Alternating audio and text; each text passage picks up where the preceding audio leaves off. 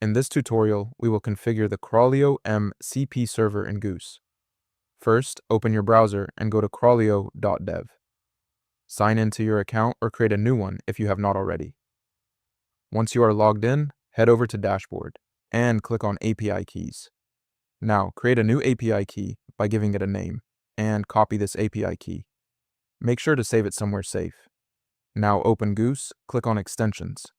Click on Add Custom Extension and Index Extension Name. Write Crawleo, select type HTTP description is optional in endpoint. Write this URL.